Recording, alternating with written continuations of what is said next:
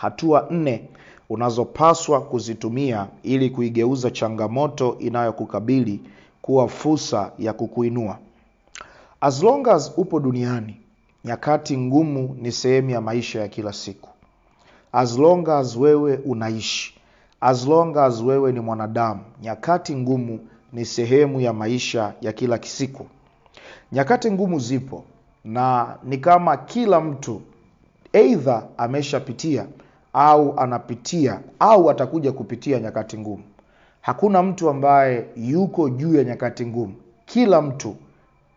Kila mtu anaweza kupita, kila mtu anapitia na kila mtu anaweza akaja kapitia nyakati ngumu. Kwa hiyo weka ufahamu, uwe akiba kwenye moyo wako.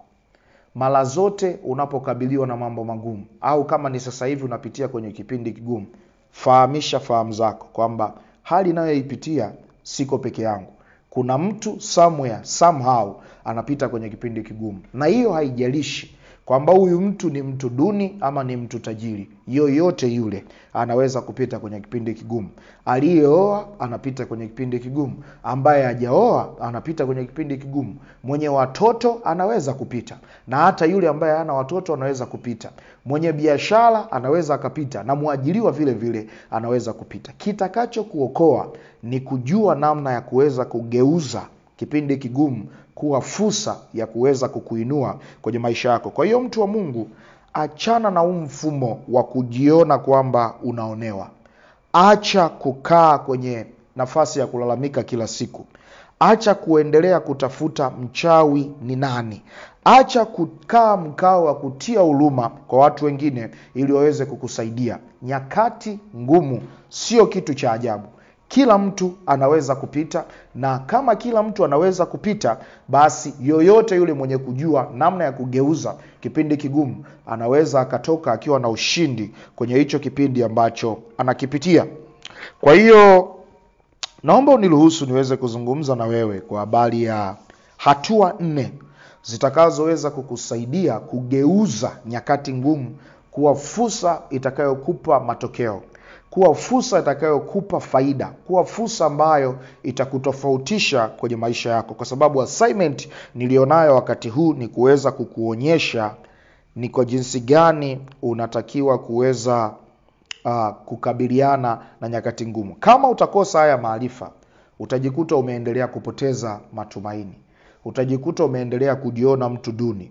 Utajikuta unaishi maisha ya kukata tamaa sana. Kwa hiyo tega sikio lako sawa sawa ili niweze kukupa hizi hatua 4. Hatua ya kwanza unayotakiwa kuifanya ni kubadilisha mtazamo wako na kuacha kuona changamoto ni kama adhabu ama mzigo kwako.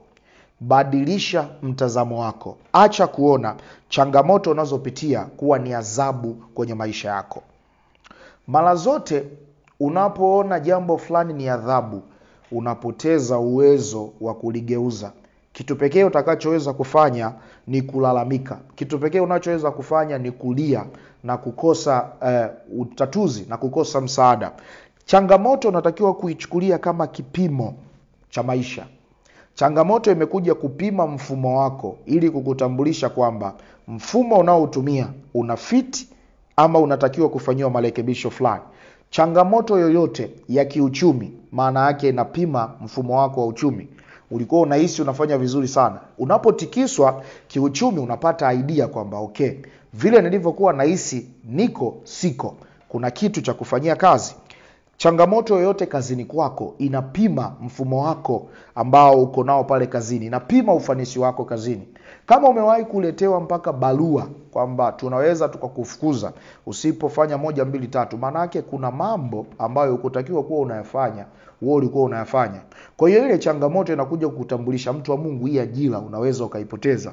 Cheza kwa umakini. Changamoto yoyote unayoipata kwenye biashara yako, let's say umegundua madeni yanaongezeka, umegundua unapata shida sana kuweza kuuza mzigo mpaka ukaisha kwa haraka, maana yake kuna kitu inakufahamisha. Changamoto ni kipimo kizuri ambacho kinakuja kukutambulisha ni either unafanya sawa ama kuna kitu unatakiwa kubadilisha. Ukikutana na changamoto kwenye ndoa, mahusiano, zinatikisa pendo lenu, zinatikisa lile penzi ambalo limewakutanisha, na ni kama zinakuuliza, mtu wa Mungu, mko sawa kama ambavyo mnahisi mko sawa, au ni kwa sababu hakuna tatizo ambalo linaweza likaleta sintofahamu ndio maana mlikuwa mnahisi mko sawa? Kwa hiyo changamoto ni mtihani ambao mara zote unapokuja kwako unatakiwa kukutambulisha kwamba unafanya vizuri ama kuna kitu cha kurekebisha. Kwa hiyo usiwahi kupoteza hii fursa ya kujifunza vitu vya kimkakati.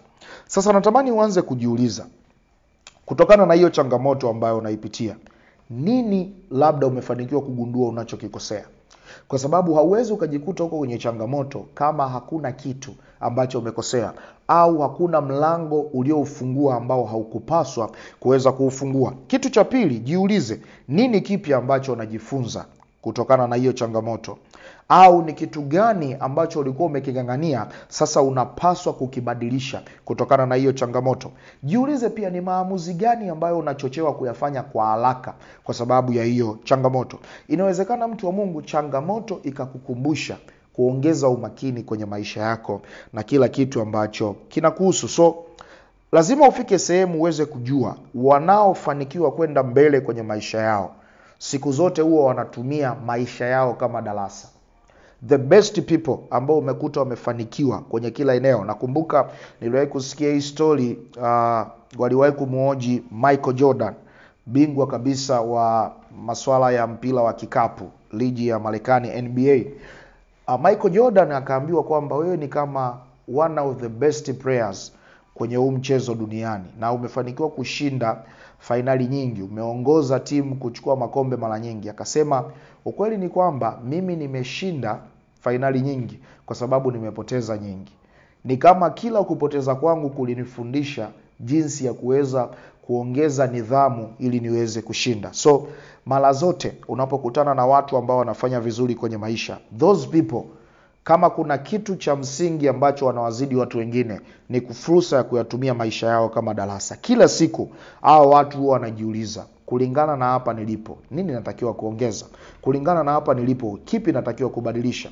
Nikikompea matokeo yangu ya mwaka jana na ya mwaka huu, kuna jambo gani ambalo najifunza? So usiwahi kupoteza fursa ya kujifunza kwenye maisha yako. Changamoto yoyote inayokuja kwako sio adhabu. Changamoto ni darasa zuri la kupata elimu itakayokuinua na kukusaidia kufanikiwa kwenye maisha ya kila siku. Hatua ya pili unayotakiwa kufanya ni kufanya maamuzi thabiti juu ya kile unachokwenda kupata. Fine.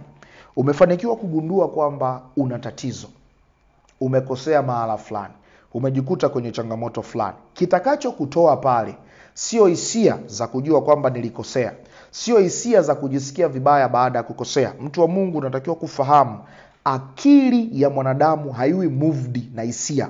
Akili inaongozwa na maamuzi.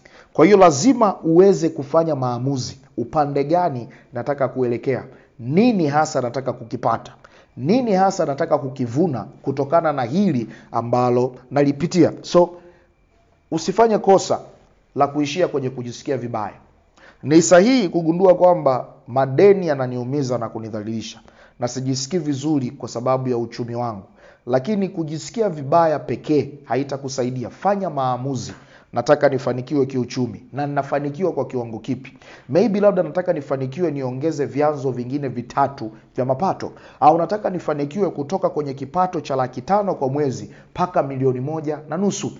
Tengeneza goal ambalo litaibidiisha akili yako kufikiria, litabidiisha mfumo wako uweza kuwa serious na kukufanya uwe committed kwenye maisha ya kila siku. Kama utakosa maamuzi, maana yake utakuwa hauna picha ya ndani ambayo inasukuma vitu vyako, inasukuma nguvu zako, inachochea bidii yako, inakufanya uwe tayari kupambana wakati wote. Kwa hiyo maamuzi pekee ndio ambayo yatakusaidia kutengeneza picha ya ndani, na hiyo picha ya ndani ndio itakuongoza uelekeo gani wa kwenda. Niliwahi kumwambia mtu mmoja, hatuingii kwenye future, tunaingia kwenye maamuzi yetu tulioyaamua kuhusu kesho. Mara zote unapokuwa unafikiria kuhusu kesho yako, mtu wa Mungu, nataka nikuhakikishie, you are not going into the future. Unaingia kwenye maamuzi ambayo umeamua leo hii kwa habari ya kesho yako.